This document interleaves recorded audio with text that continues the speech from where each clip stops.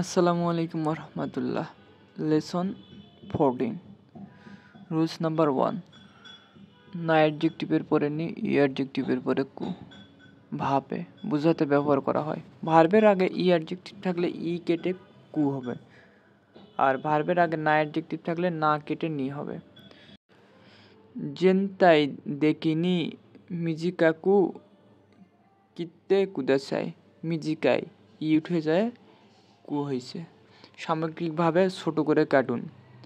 হেয়া ওয়া কিরেই নি সোজিশিতে কুদাসাই, কিরেই না থেকে কিরেই নি হয়েছে, না অ্যাডজেক্টিভ। তামিনি মানে জন্য, আর এটা কখনো কারণও বোঝায়। তামিনির আগে নাউন থাকলে নো হয়, আর ভার্ব থাকলে ডিকশনারি ফর্ম হয়। তবে তামিনির আগে নাই ফর্মও হতে পারে, আর ই অ্যাডজেক্টিভের ই সহ হয়, আর না অ্যাডজেক্টিভের না সহ হয়। কিরেই না তামেনি, আচ্ছুই তামেনি।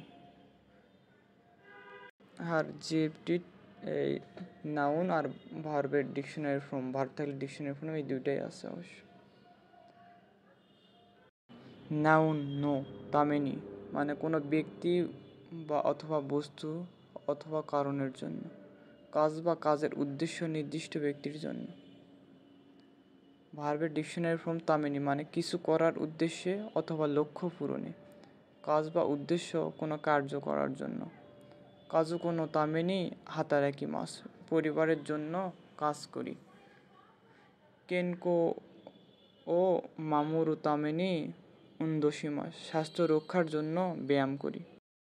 তামেনির আগে নাউন থাকলে নো, তারপরে একটা নাউন, এর ফর্ম দিয়েও ব্যবহার করা হয়। নাউনের উদ্দেশ্য নাউন টু, এন ওয়ানের উদ্দেশ্য এন টু। কাজু কোনো তামেনো পুরেজেন্ত, পরিবারের জন্য উপহার। সহজভাবে মনে রাখো, তামিনির আগে নাউন থাকলে নো, কাউকে অথবা কিছুকে উদ্দেশ্য করে। তামিনির আগে ভার্ব থাকলে ডিকশনারি ফর্ম, কিছু করার উদ্দেশ্য।